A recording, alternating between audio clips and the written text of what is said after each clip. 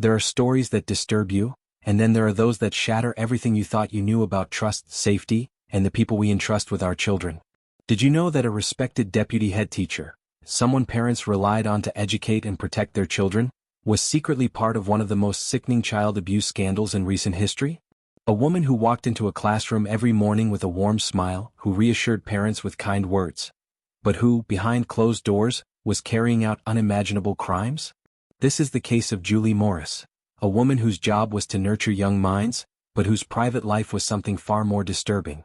Alongside her partner, David Morris, she didn't just betray the trust of her community, she took part in crimes so horrific that they would leave experienced investigators shaken. How does someone who works in education, someone trained to safeguard children, become a predator? How did she and her partner operate for so long without suspicion? And what finally led to their capture? Welcome to True Crime Alibi, where we uncover the darkest and most unsettling true crime cases. Here we break down the facts, the investigations, and the shocking truths behind some of the most disturbing criminal cases ever recorded. If you're passionate about true crime and want to stay informed on the cases that shook communities to their core, make sure to subscribe and turn on notifications. Your support helps us continue to bring these important stories to light. Tonight, we're pulling back the curtain on a case that left an entire nation in shock. A case where the people meant to protect children were the very ones exploiting them. Stay with us as we uncover the full story of Julie and David Morris, one of the most disturbing crimes ever recorded in the UK. A school is supposed to be a place of safety. A space where children learn, grow, and are nurtured under the watchful eyes of those entrusted to protect them. Parents send their children through school gates every morning with the quiet assurance that the teachers inside will care for them as if they were their own. For years, Julie Morris was one of those trusted figures. A deputy head teacher in a well-respected primary school in Merseyside, she was a woman that both students and parents looked up to. Her colleagues described her as efficient and kind, dedicated to her job and respected among staff. A woman who played a role in shaping young minds, someone who parents believed would ensure their children's safety. Outside of the classroom, she lived what many would consider an unremarkable life. She was in a relationship with David Morris, a man who, at first glance, appeared just as ordinary. The two were well known in their local community, Julie, the responsible and professional educator, David, a man with no real red flags in his past. To those who knew them, they were nothing more than a couple leading quiet, predictable lives.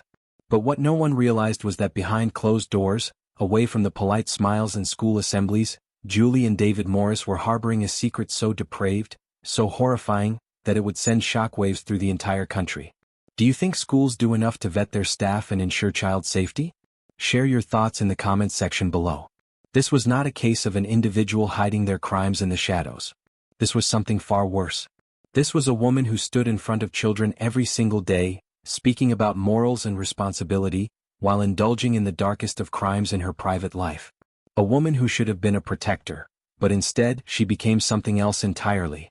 Her partner, David Morris, was the first piece of the puzzle to unravel.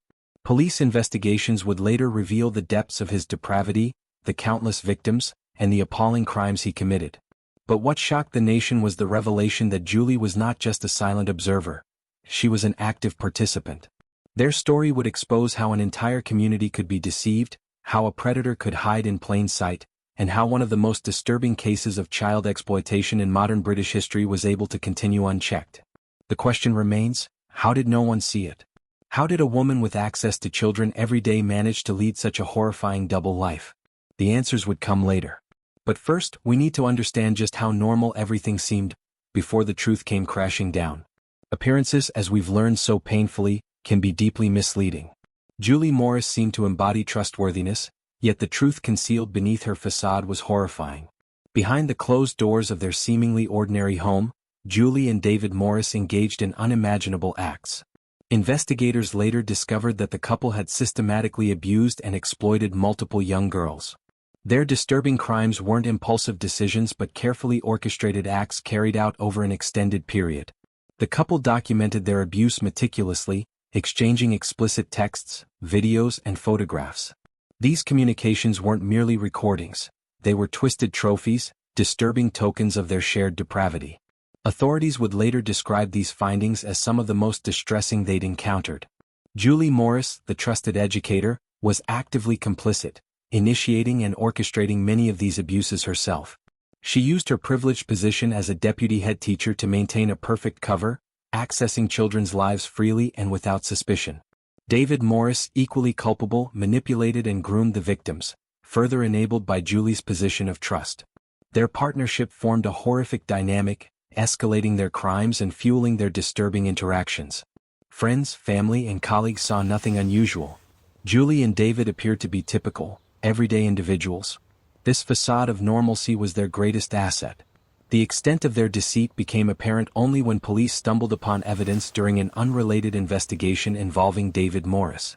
Authorities uncovered an array of digital evidence, stored meticulously across multiple devices.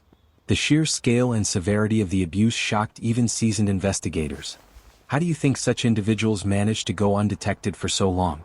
Let us know your thoughts in the comments below. As the truth unraveled, the community reeled. Parents grappled with an unfathomable betrayal, questioning every interaction their children ever had with the deputy head teacher. Colleagues, devastated and bewildered, struggled to comprehend how someone they worked alongside daily could hide such monstrous activities. When questioned, Julie Morris initially attempted to deny the allegations. She portrayed herself as a passive participant, manipulated and coerced by her partner. However, digital forensic evidence soon painted a vastly different picture, exposing her active role, deliberate planning, and voluntary participation. Their communications revealed a disturbing enthusiasm, documenting their discussions and plans. Authorities painstakingly pieced together timelines, mapping out the full extent and scope of their crimes.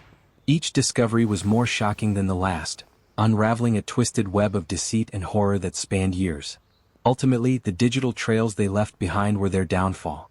Their meticulously kept recordings and messages, meant only for their eyes, became the damning evidence that sealed their fate. Yet, even amid the mountain of evidence, the haunting question lingered: how could someone entrusted daily with the care of children commit such horrific acts? As the investigation moved swiftly toward arrests and charges, the couple's carefully constructed double life shattered spectacularly, exposing the horrifying truth beneath their seemingly mundane exterior. The community braced itself, aware that the revelations and pain were only just beginning. The downfall of Julie and David Morris did not come from a victim's testimony or a concerned whistleblower. Instead, it began with something entirely unrelated. An unassuming investigation into child exploitation led authorities to David Morris's digital footprint, one that would expose an unimaginable horror. In early 2021, law enforcement was conducting an operation targeting online predators when they intercepted communications linked to David Morris. His online activity raised immediate red flags, prompting officers to dig deeper. What they found would alter the course of the investigation entirely. When authorities raided David Morris's home, they uncovered an overwhelming collection of explicit material, evidence so incriminating that his arrest was immediate. But it was during the digital forensic examination that the full extent of his crimes came to light. Encrypted messages, videos, and detailed conversations revealed a second equally complicit figure in the abuse: Julie Morris. If you're shocked by what authorities uncovered, hit the like button to spread awareness about the importance of online monitoring and catching predators. Investigators were stunned. A deputy head teacher, someone entrusted with safeguarding children, was not just aware of these crimes, but an active participant. The revelation sent shockwaves through the team handling the case. Julie Morris's arrest followed shortly after. When officers arrived at her residence, she maintained a calm demeanor, too calm, some would later say. She expressed confusion, initially denying knowledge of the crimes. But as officers presented evidence, messages, videos, recordings, her composure began to fracture. The case against them was overwhelming. Investigators worked methodically, retracing the pair's digital footprint, identifying victims, and piecing together a disturbing timeline of abuse. Each new discovery deepened the horror, revealing that the crimes had been ongoing for an extended period.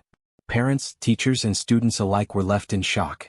The school where Julie Morris worked scrambled to respond, releasing statements emphasizing that no incidents were reported on school grounds. But that did little to quell the anger and fear spreading through the community. Parents demanded answers. How could someone with such a high level of access to children go unnoticed for so long? In the interrogation room, Julie Morris's defense began to crumble. She attempted to shift blame, portraying herself as a manipulated woman under David's control. But the messages exchanged between them told a different story, one of planning, enthusiasm, and active participation. There was no coercion, no victimization, only complicity.